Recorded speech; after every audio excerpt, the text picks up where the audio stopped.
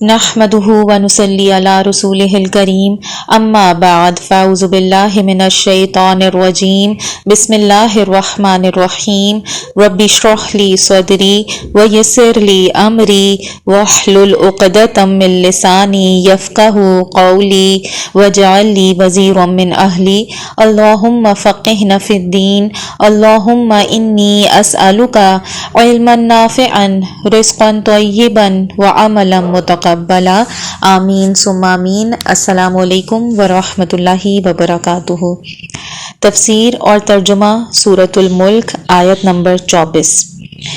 آیت نمبر 24 میں فرمایا گیا قل کہہ دیجئے هو الذی وہی ہے وہ ذات جس نے ذرأکم پھیلایا تمہیں یعنی بکھیر دیا تمہیں فی الارضی بیچ زمین میں وإلیہ اور طرف اسی کے تحشرون تم اکٹھے کیے جاؤ گے۔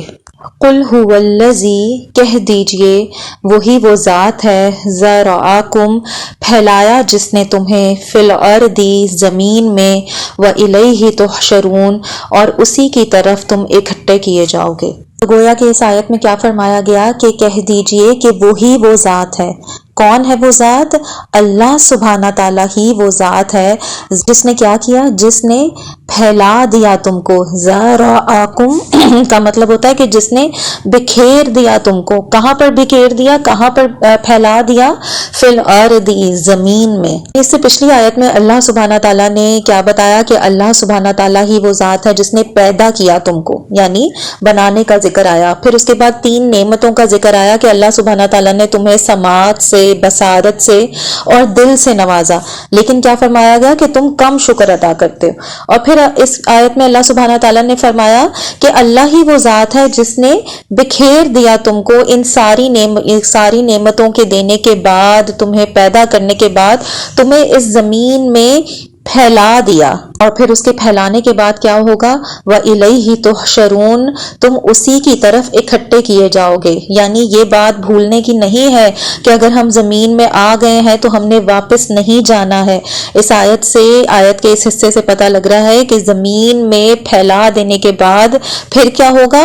تم اسی کی طرف واپس بھی اکٹھے کیے جاؤ گے۔ جیسے آپ اس کی مثال ایک کسان سے سمجھیں کہ ایک کسان ہے، وہ زمین میں بیج پھیلاتا ہے، زمین میں بیج بکھیر دیتا ہے۔ انسان بھی اسی طرح جو ہے وہ زمین میں، دنیا میں بکھر گئے ہیں۔ پھر کیا ہوتا ہے کہ جب اپنا کسان جو ہے وہ اپنی بیج کو بکھیر دیتا ہے تو پھر ایک وقت آتا ہے کہ جب اپنی پھیلی ہوئی کھیتی کو وہ کاٹتا بھی ہے۔ کبھی آپ نے یہ مشاہدہ کیا ہو کہ جب آپ دیکھیں کہ ایک کسان جو ہے اس نے بیج لگایا، کھیت کو پہلے اچھی طرح سے اس کی کھدائی کی، اس کو اچھی طرح سے اس میں بیج بویا، اس کو پانی لگایا، پھر اس کے بعد جو ہے وہ اس کی کھیتی تیار ہو گئی اور پھر اس نے اس کو کاٹ کے جو ہے وہ جمع کر کے وہ رکھ دیتا ہے۔ کیا کبھی آپ نے کوئی ایسا بھی کسان دیکھا جو اپنی زمین پر اتنی محنت کرتا ہو، اس کی گوڈی کرے، اس کی کھدائی کرے، اس کو پانی دے، اس کی اتنی دیکھ بھال کرے اور جب اس کو کاٹنے کا وقت آئے تو کھیتی کو چھوڑ کر چلا جائے؟ کیا کوئی ایسے کرتا ہے؟ کوئی انسان یہ نہیں کرتا نا، کوئی کسان بھی یہ نہیں کرتا۔ تو پھر اللہ سبحانہ تعالیٰ ایسا کیسے کریں گے کہ اتنی عقل سمجھ رکھنے والے انسان کو جس کو سب کچھ سکھایا انہوں نے، اس کو خود بنایا، اس کو اس دنیا میں بھیجا، اس کو اپنی اتنی نعمتوں سے نوازا اور اس کو اس دنیا میں ایسے ہی چھوڑ دے، جانوروں کی طرح زمین پر گھوم پھر کر بس ختم ہو جاؤ؟ اس کے آنے کا اس دنیا میں کوئی مقصد نہیں تھا۔ اس کا مقصد ہے اس دنیا میں آنے کا۔ اسی لیے جب اس دنیا میں اس کا ٹائم پورا ہو جائے گا تو اللہ سبحانہ تعالیٰ اس کو پھر سمیٹے گا۔ جو زی روح اس دنیا میں آئی ہے وہ واپس جائے گی، وہ سب وہاں پر آخرت کے دن پر جمع کیے جائیں گے۔ کیوں جمع کیے جائیں گے؟ تاکہ پھر ان کا حساب کتاب ہو۔ پھر اللہ سبحانہ تعالیٰ ان سے پوچھے گا کہ جو نعمتیں میں نے تمہیں دنیا میں دی تھیں، تم نے ان کے ساتھ کیا کیا، انہیں کیسے استعمال کیا۔ جیسے پچھلی ہی آیت میں اللہ سبحانہ تعالیٰ نے فرمایا کہ میں نے تمہیں کان، آنکھیں اور دل دیے تھے، کس لیے؟ کہ تم ان کا صحیح استعمال کر کے ہدایت یافتہ لوگوں میں ہوتے، تم سیدھے رستے پر آتے۔ لیکن انکار کرنے والے کیا کرتے ہیں؟ وہ ناشکرے ہوتے ہیں، وہ نہ نعمتوں کا صحیح استعمال کرتے ہیں اور نہ آخرت کے دن پر یقین رکھتے ہیں کہ وہ جو ہے ایک دن اکٹھے کیے جائیں گے اور جو وہ کام اس دنیا میں کر رہے ہیں انہوں نے اس کا حساب کتاب دینا ہے۔ اسی لیے اللہ سبحانہ تعالیٰ نے اس آیت میں کلیئر کٹ بتا دیا کہ کہہ دو کہ وہی وہ ذات ہے جس نے تمہیں پھیلا دیا ہے اس زمین میں، اور پھر تم اسی کی طرف جمع کیے جاؤ گے، اسی کی طرف اکٹھے کیے جاؤ گے۔ اللہ سبحانہ تعالیٰ ہمیں یہ بات یاد رکھنے کی توفیق عطا فرمائے کہ ہم اس دنیا میں کچھ لمحے، کچھ وقت کے لیے آئے ہیں۔